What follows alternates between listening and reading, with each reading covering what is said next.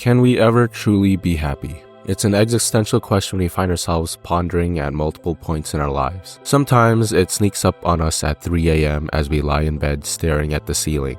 Other times, it randomly spawns into our head while we're in the shower thinking of insane comebacks to hypothetical social situations. When we've lost everything and have fallen deep into the abyss, it appears before us as an arbiter presenting two options. Can you ever truly be happy? Choose no and succumb to your grief. Stay in the abyss. Choose yes and gather your resolve, climb your way out. For me, it creeps up and eats away at me the most when my life feels mundane and stagnant. But for most, if not all of us, the answer to that question isn't very clear. Sure, we've had emotional highs where life was good and we were happy, but it seems to always be fleeting and we eventually go back down to our baseline where life feels mundane. So again, I ask, can we ever truly be happy? Well, it's kind of a broad, open-ended question, so let me elaborate further. The type of happiness I'm talking about is your general state as you navigate life. Would you consider yourself a happy person? At this point in time, would you say that you're happy with your life? Do you find yourself more happy than not? That type of happiness. So what then determines whether you're a happy person or not? I'd say that you're a happy person when, in your day-to-day life, you experience positive emotions more than you experience negative or neutral ones. Or the intensity of your positive emotions outweigh the intensity of your negative or neutral emotions. Therefore, when I ask, can we ever truly be happy? I'm really asking, can we ever reach a point where in our day-to-day lives, we're always going to experience more positive emotions than negative ones? Or the intensity of our positive emotions always outweighs the intensity of our negative emotions? It seems simple, right? Just experience more positive emotions than negative ones. But if you consider yourself to be an unhappy person, kind of like me recently, then you're probably thinking that it's easier said than done. It seems like our mind is actively self-sabotaging to make us more miserable. Here are some ways that seems to be the case in my life and maybe yours. At multiple points in our lives, we'll realize that we are not where we want to be and it makes us unhappy. We then make a vow, assuring ourselves that once we get to where we want to be, we will finally be happy. I'll give a couple examples from my own life. Up until I was 19, I had severe acne that killed my self-confidence. When I would walk past people, I would look down at the floor because I thought it would make people less likely to look at me. It got so bad that I started skipping class because I couldn't bear to show my face. I remember at the time, I thought if only my face was clear, I wouldn't be so miserable. I have more confidence and life would just be a lot more pleasant. Here's another example. A year and a half ago, I worked at a warehouse full-time. At multiple points during my time there, I questioned what I was doing with my life. I may have been getting money, but I wasn't developing any meaningful skills that I care about, nor was I doing work that I found fulfilling. It felt like my life was just passing me by. So during the latter half of my time there, I decided that I would save up at least 6 months worth of living expenses so that I can take the leap and pursue my interests full-time. And once I made that decision, all I could think about was how much happier I'd be once I finally quit my job and had all the time to pour my heart into working on the things I cared about. I'm sure you've recounted some experiences like these from your own life and maybe even reached the point that your past self dreamt about. Did happiness hit you the way you anticipated it to? Perhaps you were happy, but only for a short amount of time and then things went back to normal. So then it makes me wonder, if this was the outcome of the goal I had set, where I experienced a bit of an emotional high for a short while and things end up the same as they were before, did I really need to postpone my happiness to the future? It seems like our mind is always finding reasons to be unhappy. We resolve one issue, our mind finds another. We reach this goal, our mind wants that goal next. If I could visualize the inner dialogue I have with myself, it would go something like this. Alright, so we finally dealt with our severe acne situation that's killed our self-confidence for years. That's great! Yeah, so does that mean we'll be happier now? Nah. See, now that we've got the acne ordeal out of the way, we can finally direct our attention to all the other things on this list to be insecure about. Check it out.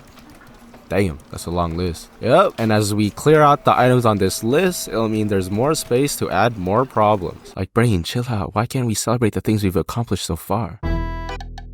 Sometimes we are happy, but then external factors interfere and ruin our good mood. It could be your boss treating you as less than human, a rude and entitled Karen yelling at you, a stranger cutting you off in traffic. There are so many external factors that could mess up your rhythm, and to top it off, it's all out of your control. So does that mean your emotional state is at the mercy of the randomness of the world because there are way too many factors that are impossible to control? Not necessarily. You may not be able to control the external, but what you can control is the internal. That is, how you personally react to the negativity around you. You can choose choose to be angry at your boss or the Karen or the stranger that cut you off, or you could decide to not let it affect you. Ultimately, it comes down to how emotionally resilient you are. If you have a hard time controlling how you react to external situations, then your resilience is lower and therefore you are more susceptible to negative emotions. So with all these ways our mind sabotages us to make us unhappy, let's go back to the overarching question.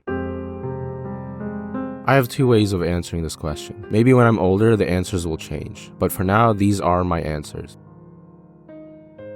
As I was writing the script, one of the things I reflected on is that I, and many others like me, have a hard time being grounded in the present. Our minds are either naturally inclined or were raised to be more forward-minded thinkers. We tend to anticipate the future so we can make what we believe are better decisions. When we go through the journey that is life, we hyperfixate on the checkpoints as if they were some sort of performance marker that indicate how well we're doing. What we tend to forget is that life was never a race to begin with. If life were a hiking trail, we're essentially the type of people to try and get through the trail as efficiently as possible. Sure, maybe we've saved much more time than everyone else and proven that we're more athletic, but we're also more spent and probably sustained an ankle injury along the way. Also, we missed out on the secret cave full of treasure that was off the beaten path. This, I believe, is the key to becoming truly happy. No, it's not necessarily about becoming more present, though that is also true. It's about rewiring the thought processes in our brain that result in us being unhappy. If we tend to postpone our happiness to the future, we need to learn to live in the present. If our mind is constantly finding ways to be unhappy, we need to reprogram our brain to focus on the things that we've been blessed with, not what we lack. And if our minds are susceptible to negative emotions, then we need to strengthen our emotional resilience so that we are less affected by external factors. By adopting healthier ways of thinking, we will be able to reach a point where we'll experience more positive emotions than negative ones, and therefore be truly happy.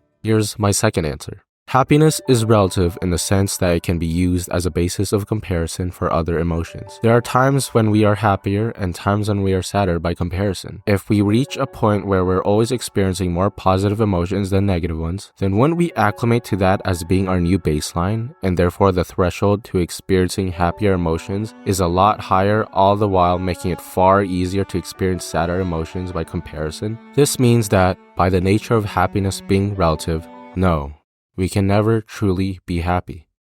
But is that necessarily a bad thing? We could argue that the reason we can experience happiness is because we've experienced the opposite as a point of reference. The reason why we feel like we're on top of the world when we accomplish something is because we've experienced those grueling times where we suffered and toiled through. We remember all the pain and sacrifices we underwent to get to this point, and that's what makes it meaningful. Think about your current situation. Maybe you're having financial struggles or hate your job or don't like who you are as a person. Now imagine a homeless person being placed in your situation. I don't know about you, but I think they would be elated. They went from sleeping on the streets on an empty stomach to having a warm roof under their head and food on the table. They would be happier because they have those negative experiences as a point of reference. And so, maybe the reason why we're so unhappy is because we keep chasing happiness in the first place. Instead of seeing happiness as a natural byproduct of our experiences navigating through life, we covet it like it's some sort of golden treasure. And when we long for something we don't have, we become unhappy.